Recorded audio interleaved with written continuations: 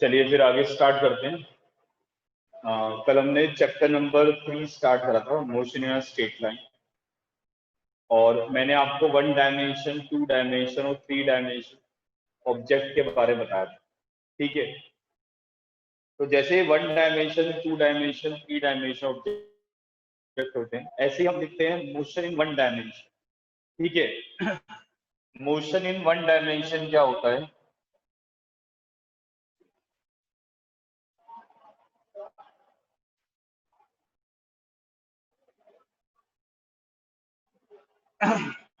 Motion in 1 dimension, motion in 1D, motion in 1 dimension क्या होता है?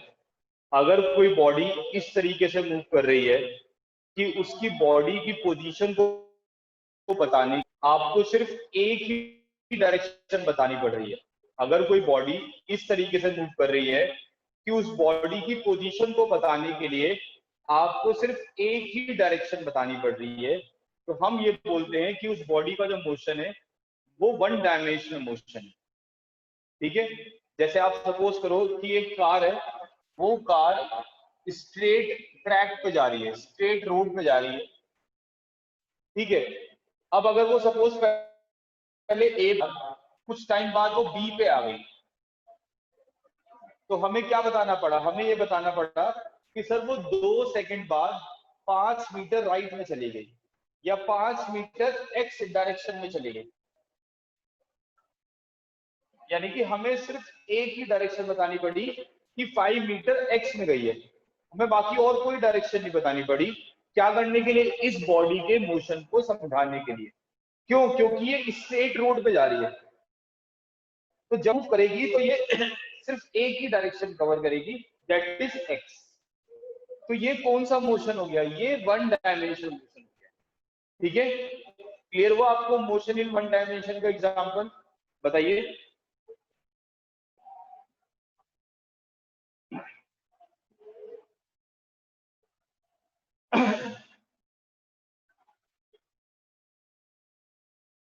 Yes, motion in 1 dimension clear हो गया सबको?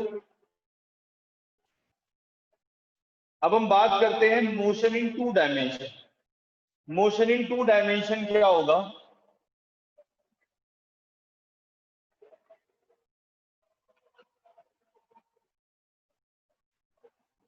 मोशन इन 2 डायमेंशन का मतलब ये होगा कि अगर कोई बॉडी इस तरह से मूव कर रही है कि वो जिगजैग फॉर्म में जा रही है, इस तरीके से जिगजैग पैटर्न फॉलो कर रही है, तो सपोज पहले वो ए पे थी और फिर वो लास्ट में बी पे आ गई। अब आपको बी की पोजीशन बतानी है कि वो बी कहां पर है, तो आप क्या बोलेंगे कि सर 5 मीटर एक्स में और फिर 3 मीटर वाई में। 5 मीटर एक्स में और 3 मीटर वाई में या 1 मीटर वाई में, ऐसे बताना पड़ेगा। तब आप क्या कर पाएंगे? बी पॉइंट पे पहुंच पाएंगे। यानी कि उस कार की पोजीशन को बताने के लिए आपको डायरेक्शन बतानी पड़ी, एक तो एक्स और फिर एक वाई। तो दैट मीन्स ये कौन सा मोशन हो गया? ये 2 डायमेंशनल मोशन हो गया, क्योंकि इसके अंदर क्या हो रहा है, बॉडी जो है वो 2 डायरेक्शन कवर कर रही है, एक एक्स कवर कर रही है और एक वाई कवर कर रही है। समझ में आ गई इतनी बात? 2 डायमेंशन का एग्जांपल समझ में आ गया? जैसे मैं आपको एग्जांपल बताऊं 2 डायमेंशन का, जैसे आप कैरम खेलते हैं, तो कैरम में जो आप स्ट्राइकर है, तो स्ट्राइकर का जो मोशन होता है वो कौन सा मोशन होता है? वो 2 डायमेंशनल मोशन होता है, क्योंकि वो 2 डायरेक्शन को कवर कर रहा होता है एक ही टाइम पे। यानी कि उसकी पोजीशन को बताने के लिए आपको 2 डायरेक्शन बतानी पड़ती है। क्लियर हो गया मोशन इन 2 डायमेंशन बच्चों? बताओ। यस, क्लियर हुआ या नहीं? बताइए, जल्दी बताइए।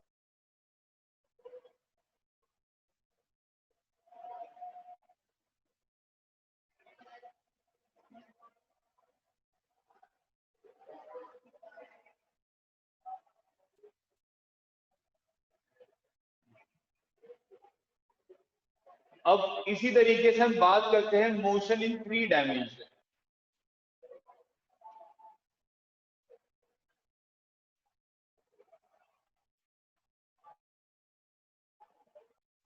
मोशन इन 3 डायमेंशन क्या होगा, उसका एग्जांपल क्या होगा, जैसे सपोज करिए एक कार है, वो कार जिगजैग पैटर्न में मूव कर रही है, लेकिन वो एक फ्लाईओवर पे जा रही है, एक पुल पे चढ़ रही है और पुल पे जिगजैग पैटर्न में जा रही है।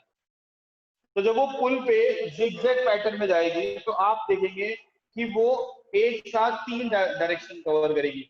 एक तो वो किसी हाइट पे जा रही है, ठीक है, प्लस वो ऐसे जिगजैग में जा रही है, मतलब क्या, वो थोड़ा इधर की साइड भी गई और थोड़ा आगे की तरफ भी गई।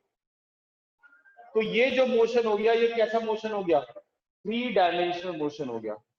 इसके अंदर बॉडी का जो मोशन हो रहा है वो एक साथ 3 डायरेक्शन कवर कर रहा है, एक तो हाइट वाली डायरेक्शन, एक वो आगे की तरफ जा रहा है और एक वो राइट की तरफ मूव कर रहा है। That is an example of 3 dimensional motion. For example kite flying in the sky, एक पतंग उड़ा रहे हैं हवा में हम, तो वो कौन सा मोशन कर रहा है, वो 3 मोशन कवर कर रहा है, ठीक है। मोशन इन 3 डायमेंशन क्लियर हो गया सबको, यस और नो?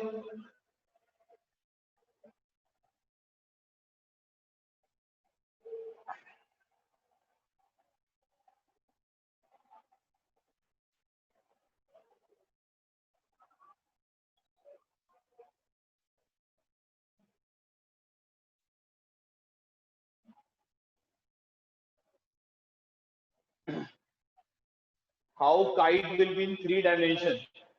आप जब पतंग को उड़ा रहे होते हैं बेटा, तो पतंग का जो मोशन होता है, काइट 3 डायमेंशन नहीं है, काइट का मोशन 3 डायमेंशन है, क्योंकि काइट जो है वो एक्स वाई जेड तीनों में एक साथ डिस्टेंस कवर कर रही होती है।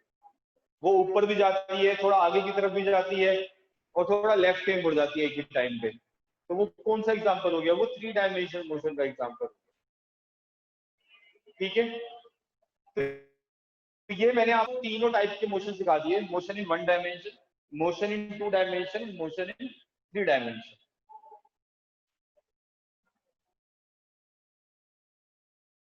नेक्स्ट इज, नेक्स्ट हमें पढ़ना है बेटा आगे, पॉइंट ऑब्जेक्ट। पॉइंट ऑब्जेक्ट क्या होता है? गुड मॉर्निंग बेटा, गुड मॉर्निंग। पॉइंट ऑब्जेक्ट,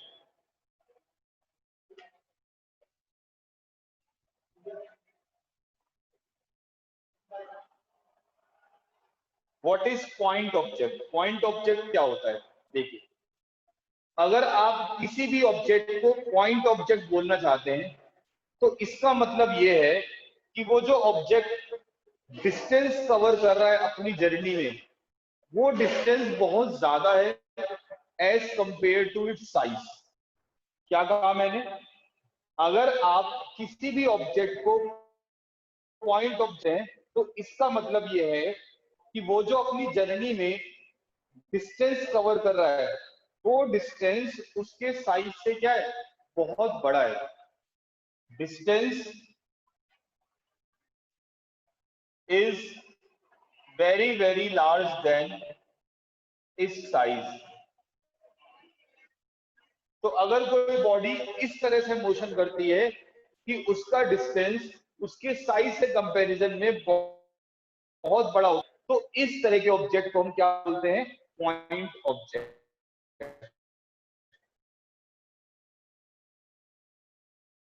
समझ में आया बच्चों? What is point object? Yes.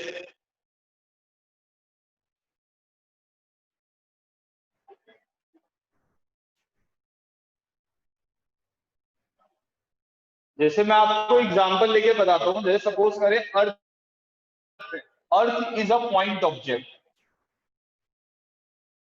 अर्थ किसका एग्जांपल है? अर्थ पॉइंट ऑब्जेक्ट का एग्जांपल है। क्यों? क्योंकि आप ये देखो कि जो अर्थ डिस्टेंस कवर करती है वो कोई फिक्स तो है नहीं, डिस्टेंस तो बहुत ज्यादा डिस्टेंस कवर करती है। भाई अर्थ क्या करती है, अर्थ सन के अराउंड रिवोल्यूशन करती है।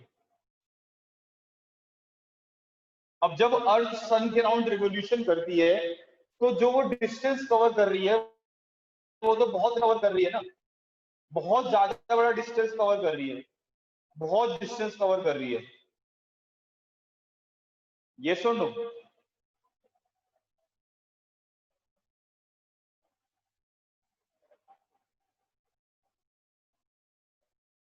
वो जो डिस्टेंस कवर करते जा रही है वो लगातार डिस्टेंस कवर करते जा रही है, मूव करते जा रही है, पता नहीं कितने सालों से मूव कर रही है, और अगर कितने सालों तक करती रहेगी। यानी कि डिस्टेंस क्या है, distance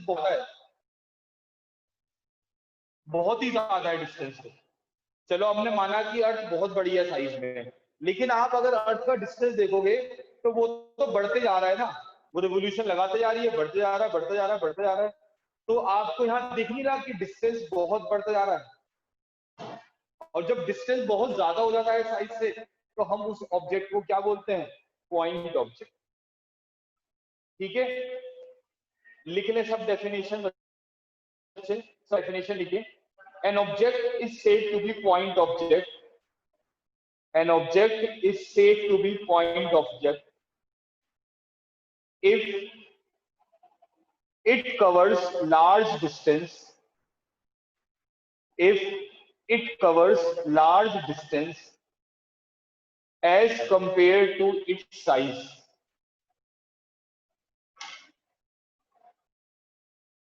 As compared to its size.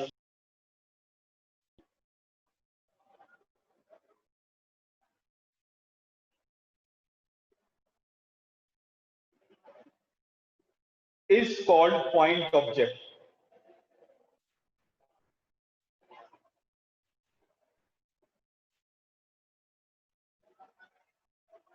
ठीक है,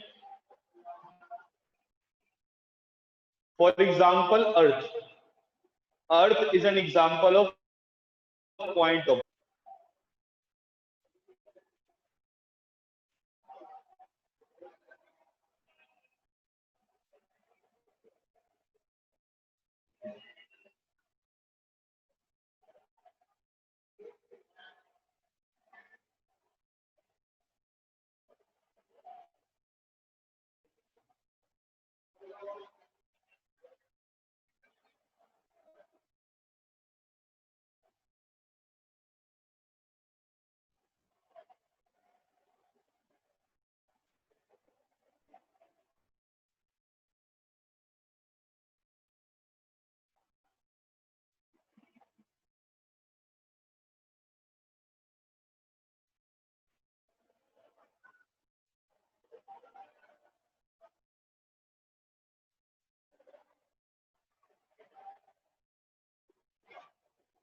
ठीक है, चलिए आगे देखते हैं, नेक्स्ट टॉपिक पढ़ते हैं।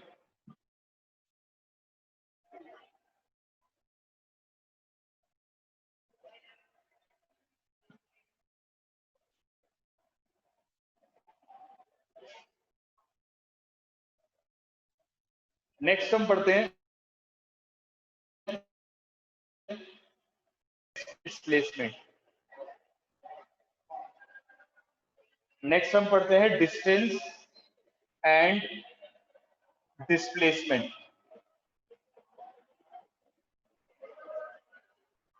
डिस्टेंस और डिस्प्लेस का डिफरेंस होता है,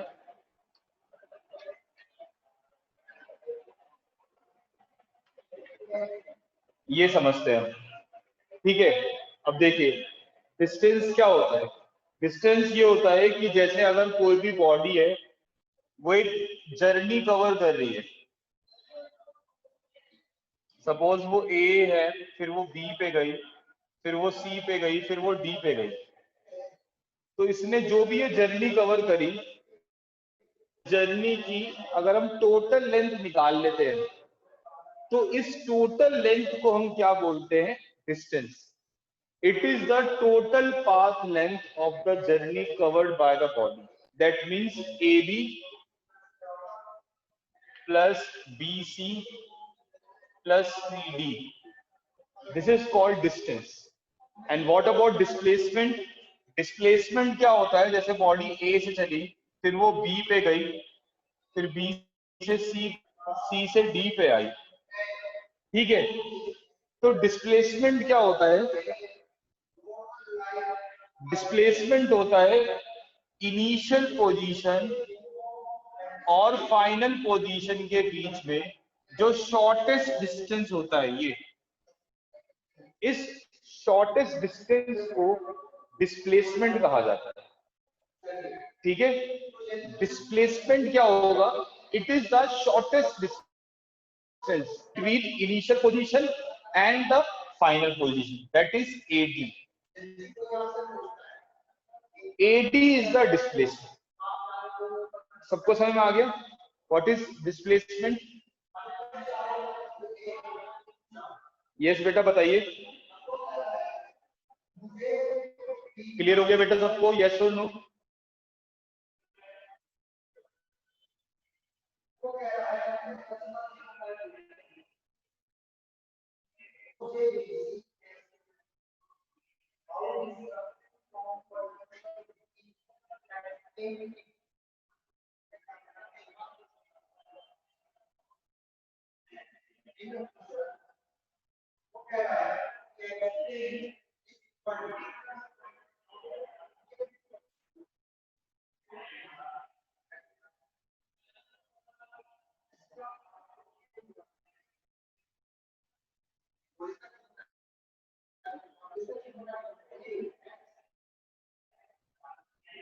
नेक्स्ट देखते हैं। Next is what? जो डिस्टेंस है वो एक स्केलर क्वांटिटी है। डिस्टेंस क्या होता है? डिस्टेंस एक स्केलर क्वांटिटी होती है। स्केलर क्वांटिटी क्या होती है? स्केलर क्वांटिटी वो क्वांटिटी होती है जिसके अंदर आपको सिर्फ मैग्नीट्यूड बताना होता है। जिसके अंदर क्या करना होता है? सिर्फ मैग्नीट्यूड बताना होता है। It is called distance. And what is displacement? Displacement क्या होता है? वेक्टर क्वांटिटी होती है। और वेक्टर क्वांटिटी के अंदर क्या होता है? आपको दो बातें बतानी होती है। एक तो मैग्नीट्यूड बताना होता है और एक डायरेक्शन बतानी होती है। ठीक है, तो what is displacement? Displacement is a vector quantity. Magnitude क्या होता है? मैग्नीट्यूड मतलब जैसे हमने कहा कि ये प्लस करके 10 मीटर आया तो 10 मैग्नीट्यूड है। ठीक है, अब बात ये आती है कि सर डिस्प्लेसमेंट वेक्टर क्वांटिटी कैसे है?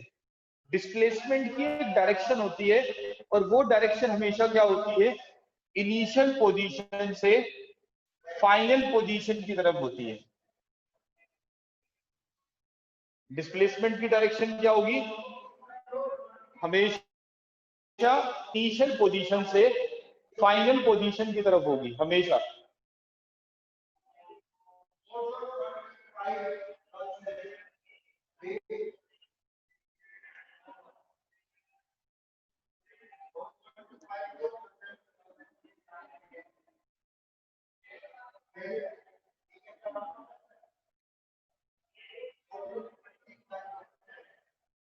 ठीक है, डन। नेक्स्ट देखिए, जो डिस्टेंस है वो हमेशा एक पॉजिटिव नंबर होता है, लेकिन जो डिस्प्लेसमेंट है इट कैन बी पॉजिटिव और इट कैन बी नेगेटिव।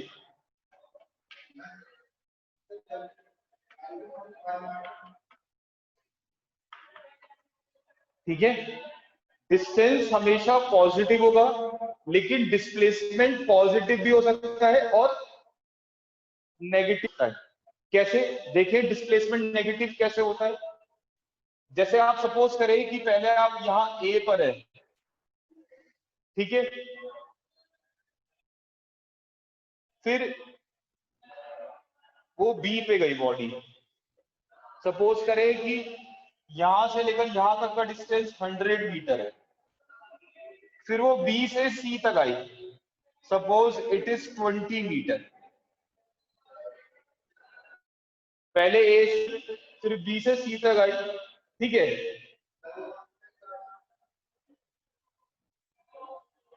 तो डिस्टेंस कितना होगा? डिस्टेंस क्या होगा बताइए? What is distance? कितना आएगा डिस्टेंस बोलिए दोनों का?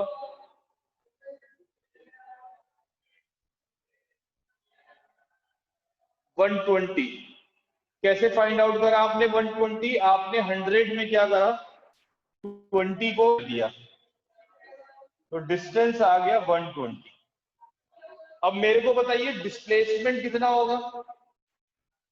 What is displacement? डिस्प्लेसमेंट आया 80। आपने कैसे फाइंड आउट करा डिस्प्लेसमेंट 80? कैसे फाइंड आउट करा?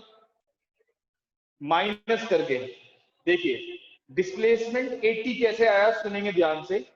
हमने क्या करा, 100 में क्या प्लस कर दिया? 100 -20 प्लस कर दिया। 100 में हमने क्या करा, -20 प्लस कर दिया, तो आंसर क्या आ गया इसका? 80। बात ही आती है कि सर -20 क्यों लिखा सर आपने? ये जो इधर की तरफ डिस्प्लेसमेंट हो रहा है, इधर की तरफ, ये -20 होगा, क्योंकि ये अपोजिट डायरेक्शन में हो रहा है।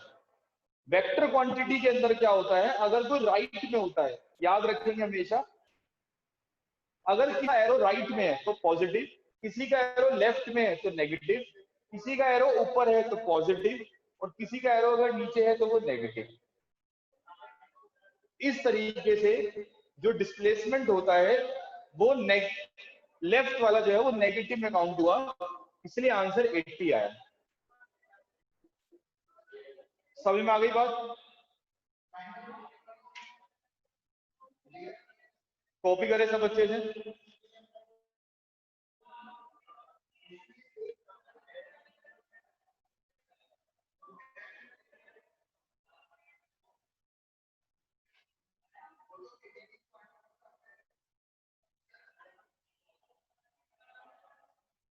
करिए सब बच्चे, कॉपी करिए।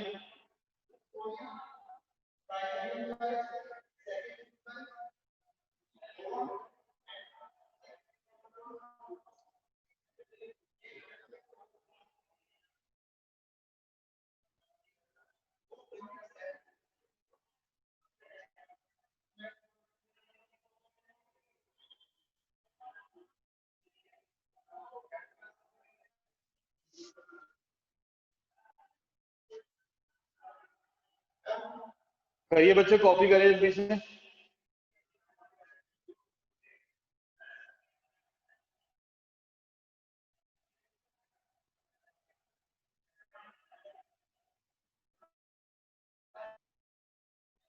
हाँ सलोनी में बता रहा हूँ अभी उसका आंसर भी।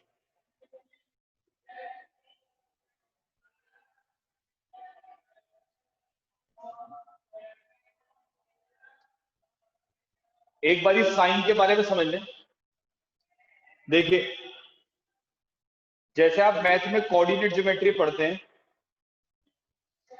जो राइट वाला होता है वो पॉजिटिव होता है, जो लेफ्ट वाला होगा वो नेगेटिव होगा,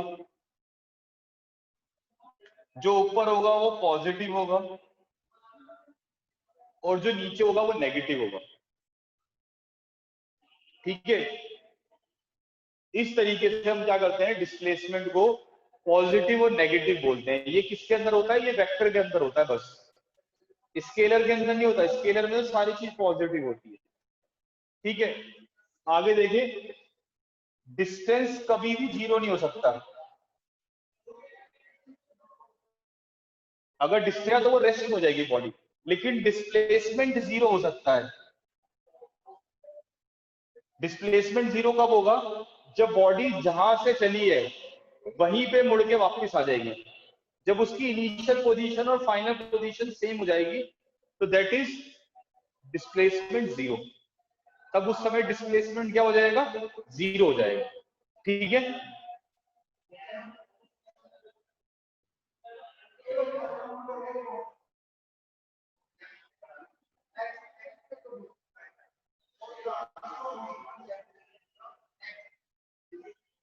अब इसके बाद एक डिफरेंस और सुनते हैं। जो डिस्टेंस होता है it is many valued function. Many valued function. Distance is many valued function and the displacement is single value function.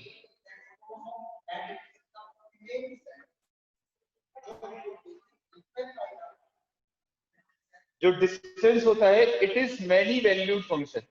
Many valued function का मतलब ये है कि जो डिस्टेंस होता है उसके कई सारे आंसर आ सकते हैं। जैसे आप सपोज करें कि आप ए पर है और आपको डी पे जाना है, तो ए से डी पे जाने के लिए आपके पास बहुत सारे आंसर आते हैं। आप इस रास्ते के थ्रू चले जाओ, ऐसे चले जाओ, ऐसे चले जाओ, आप अलग अलग रास्ते ढूंढते रहोगे, डिस्टेंस अलग अलग आता रहेगा। लेकिन डिस्प्लेसमेंट जो होता है that is single valued function, मतलब डिस्प्लेसमेंट का आंसर एक ही आएगा और वो भी शॉर्टेस्ट रास्ता होगा। ठीक है, ये वाली बात समझ में आई? लास्ट वाले पॉइंट भी जो मैंने समझाई है, डिस्टेंस का आंसर बहुत सारे आ सकते हैं।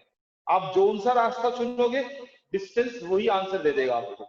लेकिन डिस्प्लेसमेंट जो है उसका रास्ता सिर्फ एक, वो शॉर्टेस्ट रास्ता होता है।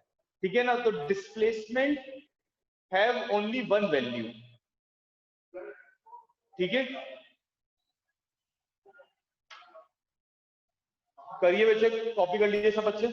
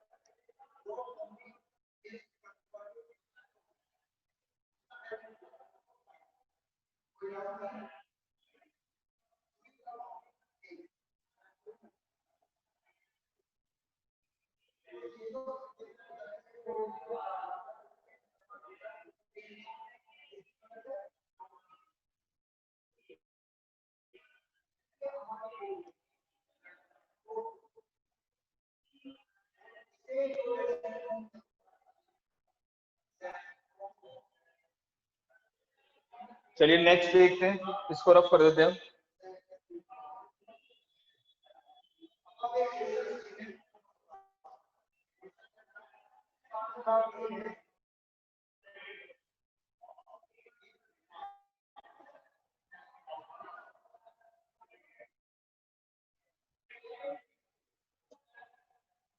देखिए नेक्स्ट समझते हैं आगे। नेक्स्ट हम आते हैं व्हाट इज वेलोसिटी। वेलोसिटी क्या होता है अब ये समझेंगे।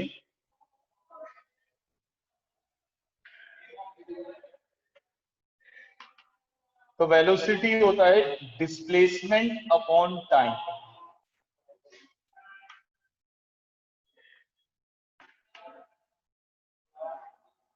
बॉडी में कितना डिस्प्लेसमेंट डिवाइडेड बाय कितने टाइम में हुआ है, उसको हम क्या बोलते हैं? वेलोसिटी बोलते हैं।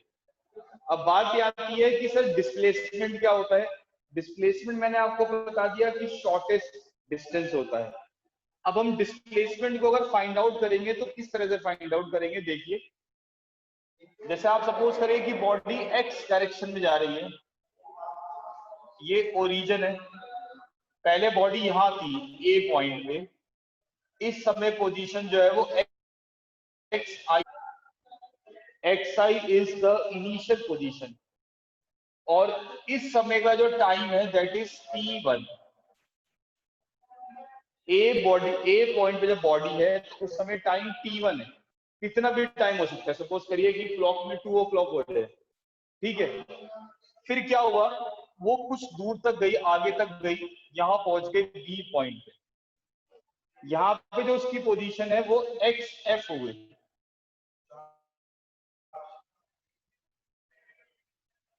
ठीक है, और यहाँ पे टाइम हो गया t2। ठीक है, तो अगर मैं डिस्प्लेसमेंट आपसे पूछूंगा तो डिस्प्लेसमेंट क्या होगा?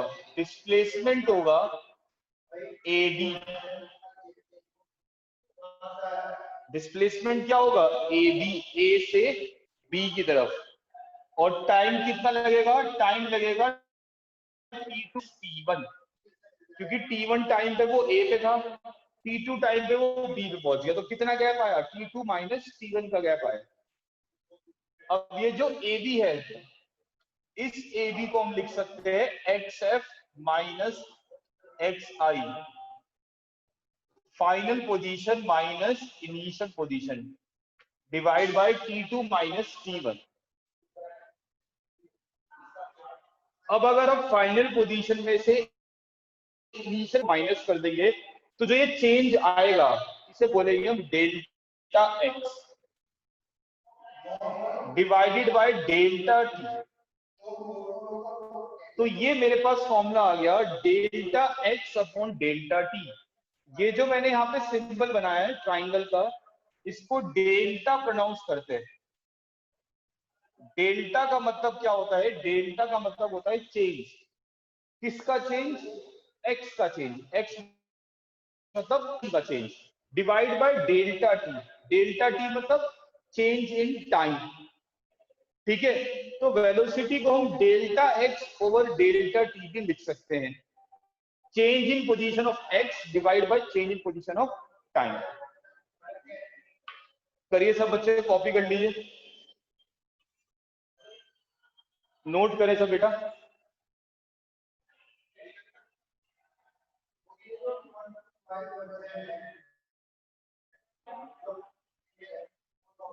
देखो मैं दोबारा से एक्सप्लेन कर देता हूं। देखो जैसे मान लो कुछ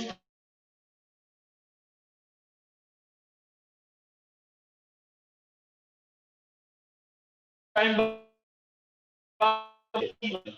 फिर टाइम टी पे पहुंच गए, यहाँ टाइम T2 हो गया, पोजीशन क्या हो गई एक्स एफ। तो वेलोसिटी क्या होता है? Displacement upon time. कितना हो गया? डिस्प्लेसमेंट होगा एबी। टाइम कैसे निकालेंगे? टाइम फाइंड आउट करने के लिए इस टाइम में से ये वाला टाइम क्या कर देंगे? माइनस कर देंगे। जैसे आप यहाँ 1 बजे थे, यहाँ पहुंचते पहुंचते 5 बज गए, तो आपने 4 घंटे लिए जर्नी में, तो इसलिए हमने T2 माइनस T1 कर दिए। अब ये जो ए बी है इसको आप लिख सकते हैं x f minus x i, final position minus initial position. इसको आप लिख delta x change in position upon delta t change in time. ठीक है, कॉपी करें बेटा साहब की अपनी कॉपी में।